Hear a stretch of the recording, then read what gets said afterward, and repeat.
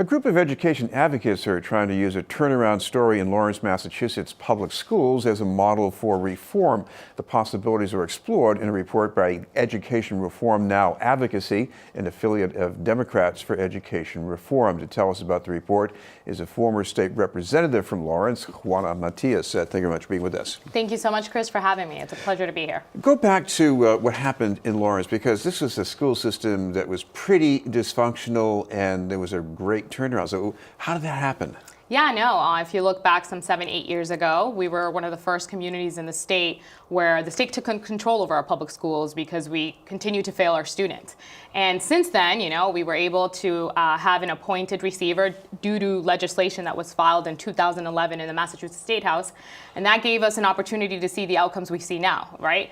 Greater graduation rates, better testing scores for our students. So it's taking a lot of work, and a lot of that is due to Jeff Riley, who was then the superintendent and is now the commissioner of education here in Massachusetts. And we have an opportunity now as a state, right? The state is getting ready to file legislation to invest a lot of money into our public schools.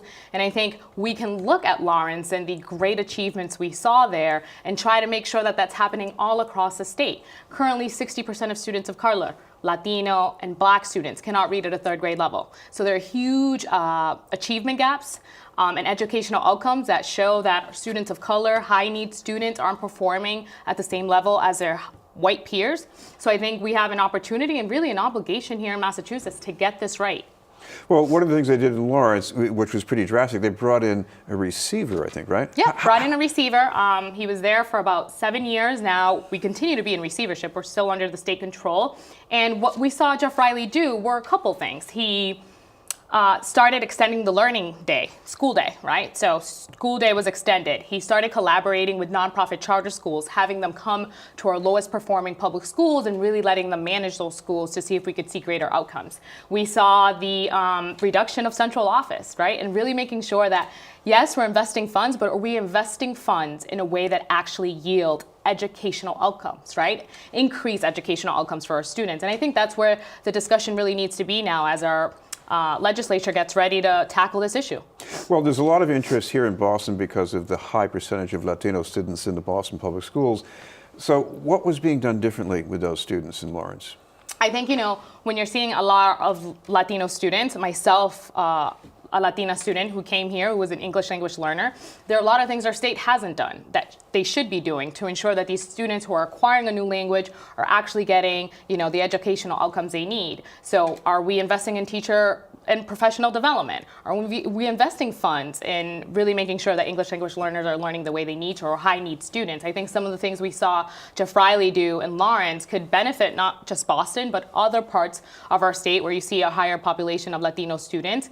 And the only way we're going to accomplish that is by coming together, recognizing that we're not doing everything we can. And yes, money is important, but also accountability is important, and making sure that we're really implementing methods that yield results. This is in the news, and we're talking with former State Representative Juana Matias about a report from Education Reform Now Advocacy. Representative, as far as what you need for Latino students, you mentioned professional development. Is this about teaching language, or is this about being culturally appropriate? I think both. I think, look, when you come in here to this country and you haven't acquired the English language, do we really have our teachers prepared to understand how an English language learner learns? Do we understand how long it takes? Do we understand what other educational support mechanisms they need? I remember as a new immigrant to this country, when I was at the age of 5 in the Haverhill Public Schools, I had additional support I was taking out of the classroom to make sure that I was acquiring the English language. So I think there's a lot that can be done. We saw the Look Bill happen last year in the Massachusetts State House. I think that was a first step of making sure that all districts have the authority to understand who they're teaching and make sure that they're giving them what they need. But I think that we need to put funding behind that, right? What does it take to actually teach adequately an English language learner? Those are things that need to be researched and that need to be included in this next legislative proposal that we see coming. Now, what the report from this group says is that what they did in Lawrence was not more expensive. I mean, how did that happen? Yeah, I mean, what you see, and this is public data, is that Boston is spending 36% more than Lawrence per student, and they're not yielding the same results. So, we're graduating high need students and Latino students at a higher level than Boston is, even though they're spending 36% per pupil more. So I think that shows that it's not just about money. It's also about what are the methods, what are the resources that are being put in place to ensure that every child is really reaching their academic potential and that their zip code is not determining where they're going to end up. Well, going forward, what do you need to see more of this? Because, Lawrence is a great example, but it was also pretty extreme. What about school systems that have a more mixed record? What should be happening with them? Yeah, I think that what we're seeing in the State House is there's going to be a huge funding bill that's trying to address the funding formula that happened a couple of years ago that assessed that we're not spending as much as we need to in our public school systems. And what we need our legislators and our public officials to understand is, yes, we want you to advocate and get more funding into our public schools, making sure that our most disadvantaged students and our most underserved communities are getting more money, right? Because they don't have the tax bases that some of these other communities have.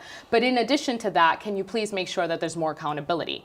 Can we please make sure that we are looking at samples that have worked and that we're trying to implement this across district lines? And I think that's the point we want to drive as we get closer and closer to this legislative session actually making something like this happen. Well, when I'm reading between the lines here, because you've been a supporter of charter schools in the past, it's like you give the state a stick to bring in charter school consultants, maybe? Or what's the So I think, game plan? every superintendent is going to lead. And I think that depending on the needs of the school and their circumstances, that superintendent should have the ability to be innovative. And in Lawrence, we saw Jeff Riley collaborate with some of our public charter schools who had excelled and had great outcomes. And why not? If that's going to yield better outcomes for our students, that's exactly what we need to be doing. And so there isn't this one size fits formula for every school district, but I think it's upon our superintendents to really assess what the needs of their schools are and have the leadership and direction to make sure that whatever is going to give better results, whatever is going to ensure that we're giving every child, regardless of their race, regardless of their class, regardless of their socioeconomic status, the potential to really succeed, that's what we should be doing. Thank you very much for being with us. Thank you for having me. Former State Representative Juana Matias. In a moment, we'll tell you about an event supporting efforts to help homeless women.